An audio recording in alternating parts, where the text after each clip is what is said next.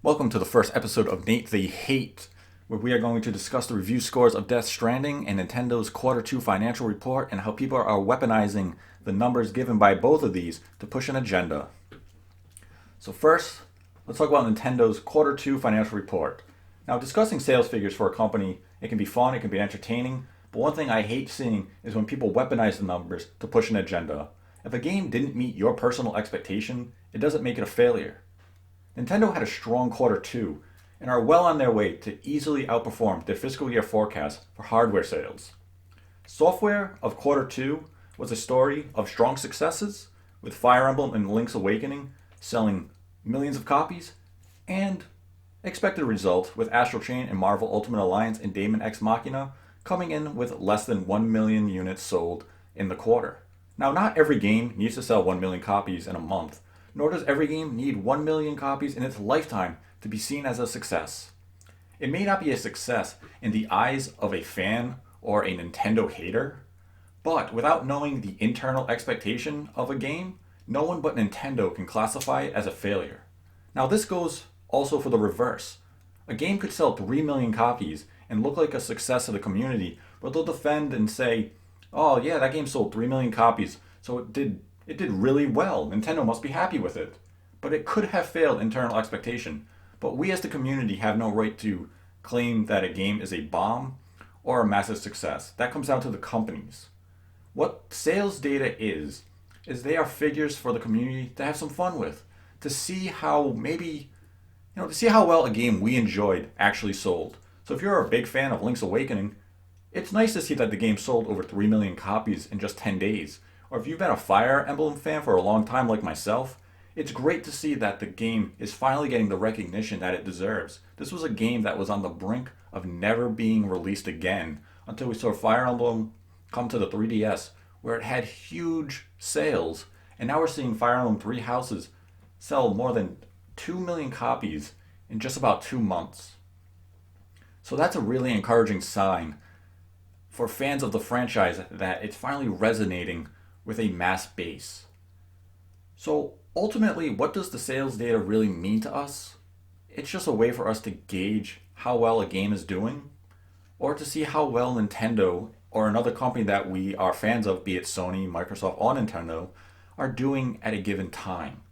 But ultimately, unless we're an investor, the data really doesn't matter, and it should only be used for basically entertainment purposes, or maybe if you want to track data on your own because it's an interest to you and it's a side hobby, then it's nice to be able to keep track of how well a game is performing quarter to quarter or even year to year. But we shouldn't weaponize the sales data and turn it into ammo to fight other companies with. Like, we shouldn't look at Sony's fiscal report where they say, hey, we shipped, we'll use Death Stranding as the example. We shipped 5 million copies of Death Stranding in the month of November. And then turn around and say, yeah, well, Nintendo shipped 15 million copies of Pokemon Sword and Shield. Because that's a meaningless war. The only winners in that war are that Sony sold a lot of copies of Death Stranding, and Kojima has another success, and Game Freak, the Pokemon company, and Nintendo sold a lot of copies of their game. So they're happy that they sold well, but as a community, what did we benefit from that? What is the point of fighting of which game sold best?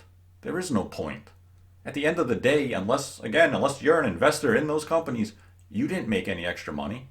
So just have fun with it. Be happy that a game you support is selling well. And that's all we have to do. And now this extends to something like review scores. Today we saw the review scores for Death Stranding come out, and they're a bit polarized. Right now on MetaCritic, the MetaCritic score is an 84. There are 61 positive review scores, 11 mixed, and 1 negative. Now, the 1 negative is quite harsh. The reviewer really didn't hold back in this. They clearly did not enjoy this game, as they put in their summary on Metacritic that Death Stranding is a irredeemable piece of garbage that should serve as a warning to publishers who give developers carte blanche to create art. Now, that type of viewpoint was reflected also by the Bombcast, where Dan said the game was. He basically just said it sucks. in a very blunt and direct manner. Now, that's his opinion. He's entitled to his opinion, and there's nothing wrong with either of these opinions. But what you see on Twitter and gaming forums and even on some YouTube channels is they attack the reviewers who are giving the game a critical score. And you shouldn't do this. Read the review and maybe you can come to an understanding of why he felt the way he did. And if you still can't really understand why he felt that way, well, then you could make the case that maybe it's just a poorly explained review. But everyone's entitled to their opinion on a game. And right now, with how it looks for Death Stranding, is that it's a very polarized game and it's not resonating with everyone. Some love it and some really hate it. Some just found the game to be boring. Others found it to be a whole new universe and a way of thinking. And others are saying the game is reviewing well because Hideo Kojima's name is attached to it, or that Jeff Keighley is influencing some media outlets to give the game a higher score than it should. And both of those points are just conspiracist theories. Would a name like Kojima on it probably give the game a little more forgiveness? Yes, but that happens with nearly every single company. Like Nintendo probably gets a little more forgiveness because, hey, they're Nintendo. They've earned it over all these years. Microsoft, with the Halo franchise, they're probably given a little extra leeway because people really want Halo to do well. And even if it does have some shortcomings, you might be able to say, well, maybe Halo Infinite stumbled in delivering this, but I see what they were going for, so instead of deducting it, that whole review point, maybe I'll just, deduct half a point. So there's always a little bias in every review. It doesn't make a game that would have been a 6 all of a sudden turn into a 10. It doesn't work that way. Unless you're just kind of a smaller site or just a YouTuber out there who's maybe still trying to make a name for themselves. But a outlet that's on Metacritic isn't going to have a rabid fanboy response where they're going to praise the game even if they know it wasn't that great. Nor are you going to have the opposite effect happen where you're just going to have someone who hates Kojima games and they're going to go out there and say, well, I'm going to ruin my reputation today. I'm going to give this game a 2 out of 10. That doesn't really happen in this industry. So what we ended up seeing, though, with Death Stranding is that people are saying, well, look, it's not as good as Luigi's Mansion 3. Or, well, it's not as good as Gears of War 5. Or you had some say, even going as far as saying, oh, at the time Gears of War 5 came out, people were saying, oh, look, it's not that good. It has a Metacritic score of, it was somewhere in the 80s at the time. And all of a sudden they're saying, well, Death Stranding's an 84, so that's not a bad score. But because Gears of War 5 wasn't a game you were interested in, you had no problem bashing it. But now that a game you want has a similar Metacritic score, it's, well, a score in the 80s isn't bad. What is the point of weaponizing review scores? Why don't we just take them for what they are? They are a reflection of the reviewer giving his opinion, his or her opinion on a game. And that's all it is. It is a barometer to measure the quality of a game. Now, an 84 on Metacritic, that's just telling me, hey, it's a good game. It's not in the upper echelon of great. It's not getting a 90, but now I can play it, and I might say it's the best game I have ever played. So to me, it is a 10 out of 10. Another one can play and say that was the biggest waste of time I've ever seen. What is Kojima doing? And give it a 1 out of 10. Review scores are not universal. No game is going to appeal to everybody. And Death Stranding is a perfect example of that. The game's message is not going to resonate with everybody. We have seen the trailers.